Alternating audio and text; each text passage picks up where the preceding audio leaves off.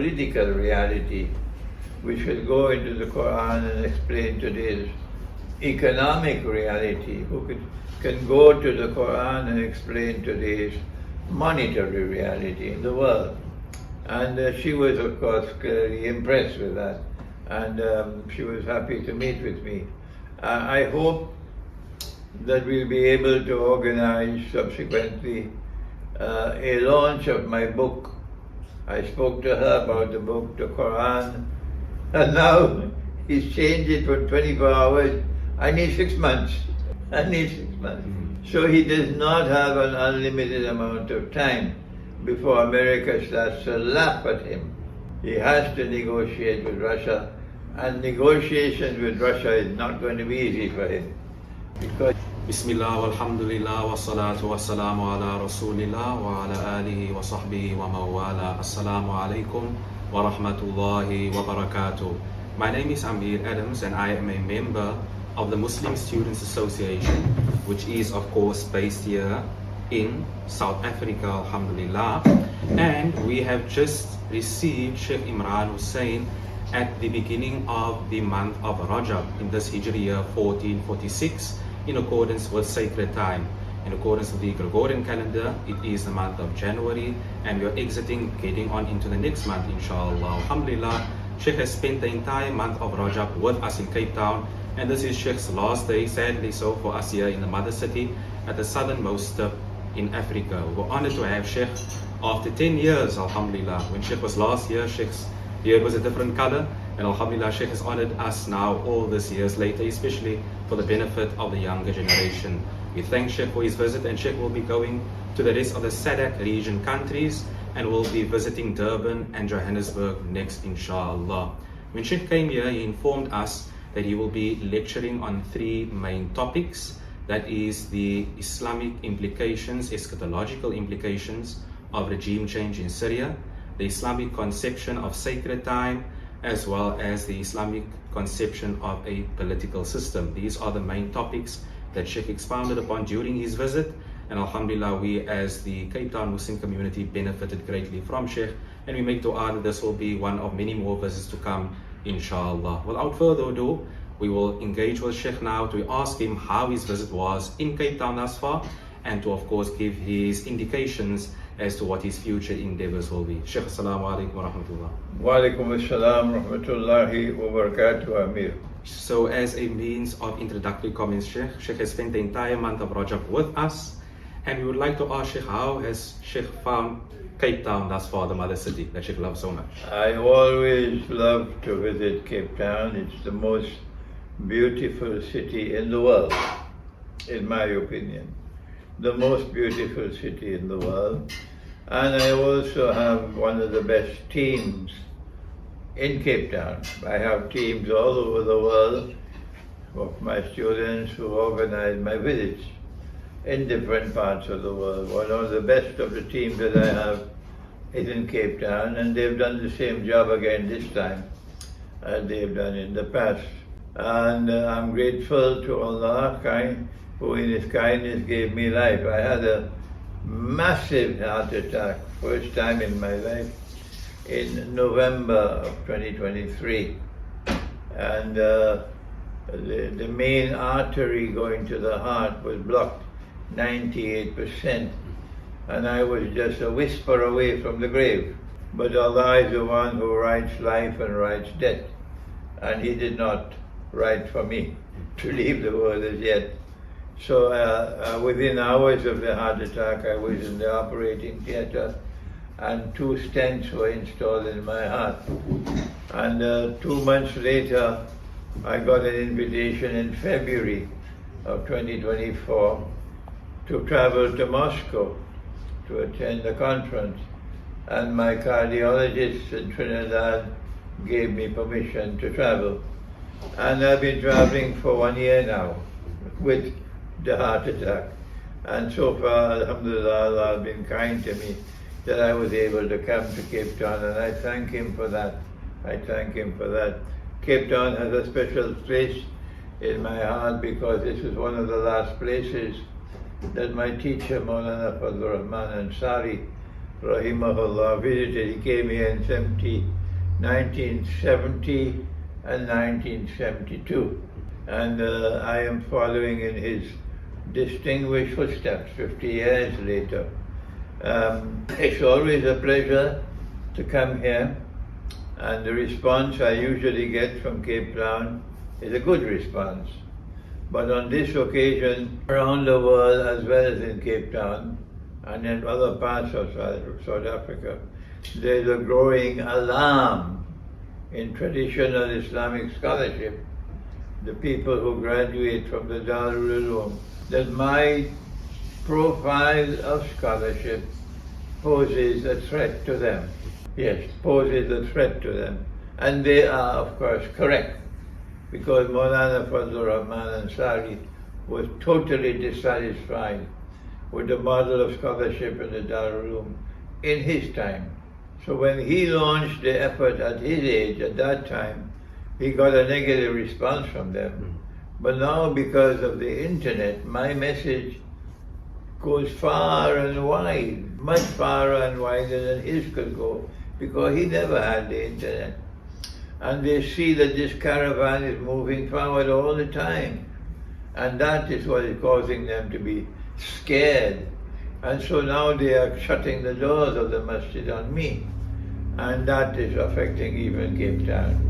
But Allah's kindness is there, and so while they were shutting the doors of masjid, there were still some masajid which opened their doors for me. I mean, particularly grateful to Masjid Al-Qarar, Masjid Pine, I can't remember the name. Masjid Al-Quds in particular, we had one of the largest gatherings ever for Salatul Jummah at Masjid Al-Quds, and I was invited to speak there. And then in the night time we had a lecture at Masjid Al-Quds with a very large gathering. But other than that, the gatherings in different masajid were not very large. Indeed, alhamdulillah. And as Sheikh mentioned that point, rightfully so, more than 50 years ago when Sheikh's teacher Maulana Ansari came to Cape Town, he inspired many youth in particular, and they were the forerunners of those who started the Muslim Students Association, the organization that we are still part of today. So alhamdulillah, with Sheikh being here, we have the manifestation of the legacy of Maulana Ansari, rahimahullah, still with us. With that said, Sheikh, alhamdulillah, it's been an eventful month throughout Rajab. Sheikh had many delegations coming to Sheikh's home. We, alhamdulillah, are just a stone throw away from the beautiful view of Table Mountain behind us, inshallah, and we have some images that we would like to show the viewers, inshallah. But at the same time, wherever Sheikh was based, Sheikh had many esteemed delegations coming to visit Sheikh, including, amongst others, the former Minister of International Relations and Cooperation of South Africa, former Minister Dr. Naledi Pandor. I would just like to ask Sheikh to expound upon that visit as well as all of the other delegations and how Sheikh could benefit them, and they also benefited from Sheikh during Sheikh's stay in Cape Town. I was completely surprised because I only got the news late at night that she's coming to see me next morning.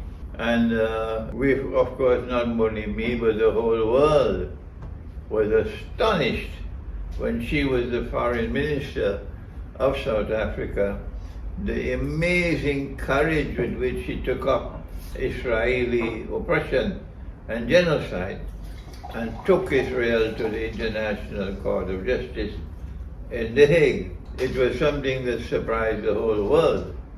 And I don't think the United States of America will ever forgive South Africa for that. So South Africa should be prepared now that Trump is president, that there will be a storm coming against South Africa of revenge for what South Africa did that embarrassed Israel. So I was very pleased and honored to have a visit from Foreign Minister Naledi Pandor. And she spent more than an hour with me. And we did have some very interesting discussions. I chose to utilize the chance that I had to be with her to introduce her to my teacher and to his model of scholarship and to my model of scholarship, and how it differed from the Darul Uloom, and how we need that model of scholarship today which can go to the Quran and explain political reality, which will go into the Quran and explain today's economic reality, who can go to the Quran and explain today's monetary reality in the world. And she was, of course, clearly impressed with that, and she was happy to meet with me. I hope that we'll be able to organize subsequently a launch of my book. I spoke to her about the book, The Quran and Russia's Destiny, and my meeting with Russian Foreign Minister Sergei Lavrov, and she was full of praise. Oh yes, she was full of praise for Foreign Minister Lavrov. And I hope we can organize that launch in South Africa. If there is to be a launch in South Africa, there can only be one city. There can only be one city for that launch. It won't be Johannesburg. It won't be Pretoria. It won't be Durban. It has to be Cape Town. It has to be Cape Town. Because it is in Cape Town that the supporters of Israel are most entrenched. And that we can invite Foreign Minister Nalini Pandor to speak, inshallah, on that occasion. Indeed, inshallah. And with that said, Sheikh, just before we conclude, Sheikh touched on the topic that with Trump now being in the White House once again, as Sheikh would term him the ultimate con man, he's now back in office, and therefore there will be various ramifications for us in South Africa, but also for the global community. A ceasefire had been announced in Gaza, various developments in Russia, between Russia and Ukraine, also regime change in Syria. If Sheikh could just offer a current affairs analysis regarding everything that's happening in relation to the eschatological dimensions currently. The ceasefire in Gaza came about as an expression that we use in the Caribbean, that you must take in front before in front takes you. So Israel knew that once Trump becomes the president on January 20th, Trump has already said, I want the war to stop. Not because he's not supporting Israel, but because the continuation of the war is embarrassing for Trump and for the West. And the explosion of anger in the United States, particularly on the university campuses for Israel's genocide, is an embarrassment for Trump. And so he wants the war to stop. So Israel knew that once Trump becomes the president, he will force them to stop. So what Israel did was they agreed to the ceasefire before Trump could become the president. However, Trump remains an ardent supporter of Israel, and one can expect that Israel will continue her oppression and that the relentless oppression of the Palestinian people will continue. Trump has already said that he believes that the people of Gaza who are all now pushed down to the south of Gaza, instead of going back to where their homes have already been destroyed and trying to rebuild those homes, Trump says it makes more sense for them to move to Egypt and to Jordan, which is what Israel wants. But I don't think that the Palestinian people will fall for that trick. They would prefer to remain and suffer in Gaza than to leave Gaza. And the writing is on the wall now for Trump that there is no way he can escape, no way at all he can escape from negotiations with Russia to end the war in Ukraine. If the war does not end in Ukraine and the war is continuing, Trump will be embarrassed, because Trump has said again and again, I can stop that war in 24 hours. And now he's changed it from 24 hours, I need 6 months. I need 6 months. So he does not have an unlimited amount of time before America starts to laugh at him. He has to negotiate with Russia, and negotiations with Russia is not going to be easy for him, because he cannot elbow his way, he cannot use gunboat diplomacy with Russia at all. And once Russia is perceived by the world to have won the war in Ukraine, Western civilization would have received a mortal blow. That's all I have to say at this time. Indeed, Sheikh. And with that said, to conclude, Sheikh, ultimately, we are now in the holy month of Sha'ban, heading on towards the holy month of Ramadan. And as Sheikh departs Cape Town, inshallah, we would like to ask Sheikh to give some advice to all of our viewing audience, especially the youth out there, on our journey towards preparing for the month of Ramadan and ultimately receiving Ramadan. What is Sheikh's main advice for us? There are many who will speak on so many different parts of the subject. I have only one thing to say, to add to what others will be saying, preparing you for Ramadan. And that is to remind our viewing audience that there is, after the fard of fasting, the most important thing of all in the month of Ramadan is to follow the sunnah, the divine sunnah, the sunnah of Allah and the sunnah of His Prophet sallallahu ta'ala alayhi wa sallam, and that is to recite the whole Quran from cover to cover in Ramadan, number one. Number two, Allah has given an order. The order is in the Quran in Surah Al-Qiyamah. And He ordered His Prophet sallallahu ta'ala alayhi wa sallam. He says, you must recite the Quran the way I recited the Quran. When I have recited this Quran, you must follow that way of recitation. And so we have a duty to try to find out how did Allah recite the whole Quran in Ramadan, what are the ajza, plural of juz?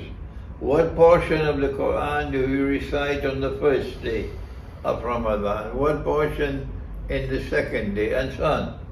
And for that I advise you to read my book, The Quran and the Moon.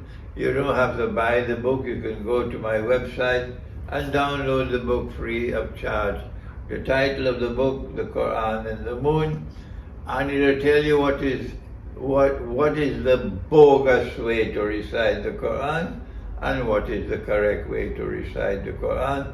If you have never done that in your life, then you should try to do it for the first time this year.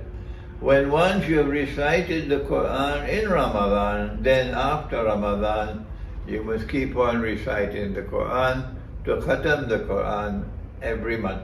Indeed, we say shukran, jazakallah, and in the language of our forefathers, here in Cape Town, most of our forefathers are from Indonesia and Malaysia, and some from India. We say Bait Terima kasih banyak to our beloved Sheikh Imran Hosein, who visited Cape Town, alhamdulillah, and will be departing to Durban, and thereafter Lodium as part of the South African leg of the tour, thereafter the SADC region countries, and we wish Sheikh everything of the very best, and we ask Sheikh to keep us in his du'as and he is in our du'as, and we hope to have Sheikh back in, as Sheikh indicated, the most beautiful city in the world, in Cape Town, once again, inshallah. To the viewing audience, we say thank you very much. Wassalamu alaikum wa rahmatullah.